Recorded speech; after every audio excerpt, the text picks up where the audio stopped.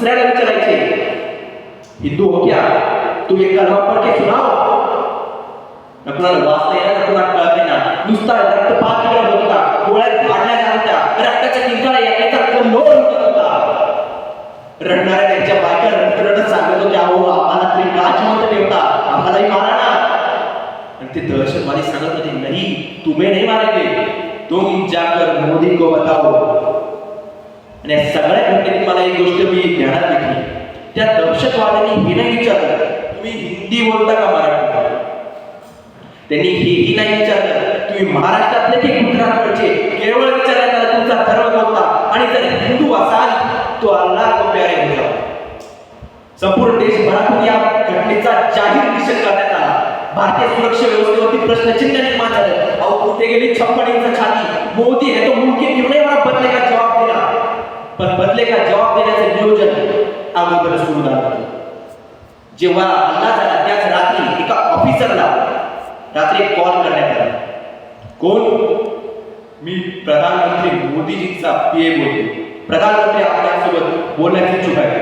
आणि मग त्या ऑफिसरचं आणि मोदीजींचं काही मिनिटांचं संभाषण झालं.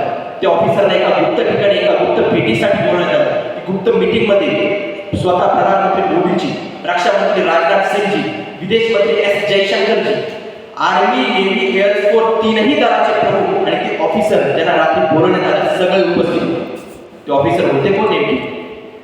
ते होते Ajit Doval, national security adviser. Ajit Doval secret agent, spy soldier म्हणून त्यांनी आयुष्यभर आपली कारकीर्द गाजवली. आणि सगळ्यात महत्वाचं 1986 ला जेव्हा दाऊद पडून गेला ना, त्या दाऊदच्या पाठीवर येण्यात भांडण्यात आलं होतं. पण शाहिस्तेखानाचं जसं झालं ना, जीवावर आलं पण मोठ्यावर निभावलं. तसंच दाऊदच्या बाबतीत काहीतरी घडलं. एका हॉटेलमध्ये दाऊदचा एन्काउंटर ठरला होता पण एका चकमकीत दाऊद वाचला.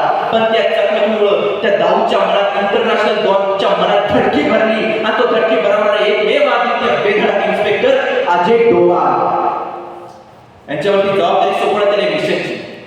मग त्यांनी रणनीती आखली, युद्ध करायचं का तर नाही. कारण उघड्या मैदानावरती पाकिस्तान फिरणं म्हणजे मृत्यूला वगैरे मारणार. युद्ध नाही, मग करायचं काय? करायची स्ट्राईक. स्ट्राईक म्हणजे नेमकं काय? शत्रूला त्याच्या घरात घुसून उडवणं म्हणजे स्ट्राईक. आपल्या वाटेवर आपल्याशी वाटमारी करणाऱ्यांना त्यांच्या वाटेवर जाऊन त्यांची वाट लावणं म्हणजे स्ट्राईक. स्ट्राईक बंद करायची कशी? नेव्ही नाही, जहाजी मार्गाने अवघड पडेल. सर्जिकल स्ट्राईक तीही नको. युरीच्या वेळी ऑलरेडी झाली, यश मिळतं पण जवानांना जीवाची बाजी लावावी. मग करायचं काय? करायची एअर स्ट्राईक, हवाई मार्गानेच एअर स्ट्राईक. मासळीला रात्री स्ट्राईक समजून लगेच दुसऱ्या दिवशी नाही हो.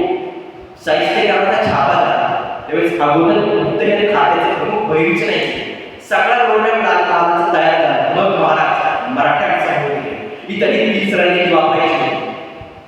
मग रणनीतीला सुरुवात झाली. मग ते उपयोगी पडलं रॉ आणि अँटी आर्मर. रॉ म्हणजे रिसर्च अनालायझिंग विंग आणि anti armour national technological research organisation, भारतीय परराष्ट्र गुप्तहेर संस्था आणि भारतीय तांत्रिक गुप्तचर संस्था. आणि यांच्यावरती जबाबदारी सोपवण्यात आली. पाकिस्तानचे जितके जास्तीत जास्त दहशतवादी अड्डे किंवा ट्रेस करता येईल तेवढे ट्रेस करा. यावेळी त्याला उपयोगी पडलं ISRO, Indian space research organisation. त्यांनी सॅटेलाइटद्वारे जितके जास्तीत जास्त अड्डे ट्रेस करून त्यांचे पिक्चर्स घेण्यात आले. त्या सगळ्यांचे 3D मॅपिंग तयार झाले. आणि मग ठरवण्यात आलं ऑपरेशनची रणनीती. ऑपरेशनला नाव दिलं गेलं ऑपरेशन सिंधू.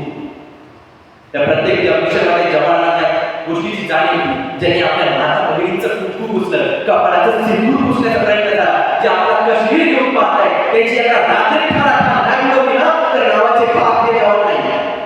आणि प्रत्येक जवान तिथे त्या पाकिस्तानचा, त्या दहशतवाद्याचा, काश्मीर घेऊन पाहणाऱ्या त्या धर्मवेड्यांचा आणि गजवाई हिंद करून पाहणाऱ्या त्या चांदण्याचा खास रूपात होते. प्रत्येकाला जाणीव होती या गोष्टीची. आणि अखेर दिवस कळला 7 मे 2025. पण या रात्री 1 वाजता ऑपरेशन सिंधू ठरवलं. हे मिशन सक्सेसफुल ठरवलं. पण याच्या अगोदर 6 मेला एअर बेस होते. सगळे भारतीय जवान आपले जेट सिव्हिल म्हणजे भारतीय लढाऊ विमान घेऊन तयार झाले होते. प्रत्येकाला या गोष्टीची जाणीव होती. काही वेळातच सूर्यनारायण अस्ताला लागले. काळं होईल, अंधार पसरेल. पण याच जर आपल्या शौर्याच्या विचार लपलल्या तर तीच रात्र भारताच्या इतिहासात सोडली कोतराचं जमी जाईल. या रात्रीचं भोंगळ पाहूनच रात्रीचं भोंगळ पाहून आपल्या हिंदुस्थानवर येऊन पाहणाऱ्या आग्यामुळे आपण एका रात्री जाळून टाकायचं. वीर जवानांनो, या भारत मातेच्या किल्ल्यात तुम्हाला ऐकू येत आहे. नीट कान देऊन ऐका. ही माता आक्रोश करते, म्हणते अनेकाचा पुतळा तो शत्रू आपल्या घरात बसून छातीला पाय ठेवून काय नाचतो आणि तुम्ही हे सहन करता. नाहीच, आता शत्रूला दाखवून देण्याची वेळ आलेली. आमची सहन करण्याची मर्यादा आता संपली. आता आपण थेट घुसणार आणि दहशतवाद उडवणार. जगलो शिकलो जगणार आहोत, शिकणारच आहोत. आपल्या शौर्याचं कौतुक देशभरात नाहीच, पण कटून मेळवलेले पावन स्वर्गात जाऊ जे पण जवानांना आजची रात्र आपल्या शौर्याची अशीच शर्यत करा की या रात्रीनंतर येणाऱ्या हजारो पिढ्या शत्रूला खडकावून सहन करायला पाहिजे. एक वेळ फिरवून घेऊ शकतो आमचा प्राण, पण कधीच हिसकावून घेऊ शकत नाही उभा हिंदुस्थान. आणि अखेर ती वेळ झाली रात्रीचा 1 आणि मग काळ्या कवीने ढगावली. पावसाचा लोट पुराने धावा तसा स्फूर्तीचा लोट जवानांनी उडा भरला आणि सो करत भारतीय लढावं म्हणलं. आज म्हणतात पाकिस्तानच्या दिशेला झेपावली. पाकिस्तान ठरलेली वेगळी गेली तर तोपर्यंत पाकिस्तानाच्या खालच्या जवानांच्या सगळी त्या नागरिकांची धापळ होती तिकडं या आणि अखेर ती 9 ठिकाण उडवण्याचा प्रयत्न झाला. अखेर एअर स्ट्राईक झाली, मिसाईल डागल्या गेल्या. बघता गावात पूर उडवलं, बघता चिरडी उडवली, बघता गावात पूर उडवलं, बघता सरजा उडवला, बघता माहिती स्ट्राईका उडवला, बघता हरी पूर उडवलं, सत्ता पणे उडवलं गेलं आणि अखेर लष्करी तैयबाचा मुख्य ट्रेनिंग बेस मुझफ्फराबाद जवानांनी एका धडक्यात उडवलं. पूर्ण 9च्या 9 ठिकाणी दहशतवादी अटॅक ट्रेस करण्यात आले. सगळे रात्री गार करण्यात आले. आणि मग दुसऱ्या दिवशी या ऑपरेशन सिंधूर बाबत कर्नल सोफिया कुरेशी आणि विंग कमांडर युविका सिंह यांनी ऑफिशियली एका प्रेस कॉन्फरन्सद्वारे एक स्टेटमेंट दिले. सगळ्या जगाला ऑपरेशन सिंधूरची कारकिर्दी वाटली, पण या ऑपरेशन सिंधूरने जगाला संदेश दिला की हा तो भारत राहिला नाही की 26 आकडाचा हल्ला होतो आणि कसा फाशी द्यायला आम्ही 6 वर्ष लावतो. तर हा तो भारत राहिला आहे. तुम्ही आमचा एक मानला ना तर आम्ही तुमचे 10 आणि आमचे तुम्ही 10 मानले तर आम्ही पण 100 करू. हा तो भारत नाही झालेला आहे. हा कोणा गेला की डाव्या गाला मारा तो उजवा गाला नाही. आमच्या डाव्या गाला मारण्याचा प्रयत्न झाला तर उजव्या काठाने तुमच्या आची पडत की उभ्याचे गालांच्या आगे मारला. आणि इथून पुढे हिंदुस्थान शब्द जर विचारला ना तर पाकिस्तान नाही तर जगाच्या छातीला धक्के दिली पाहिजे. आणि हा महत्त्वाचा संदेश सगळ्या जगाला दिला. भारत केवळ एक भूमीचा तुकडा नाही, हा जिवंत राष्ट्रपुरुष आहे.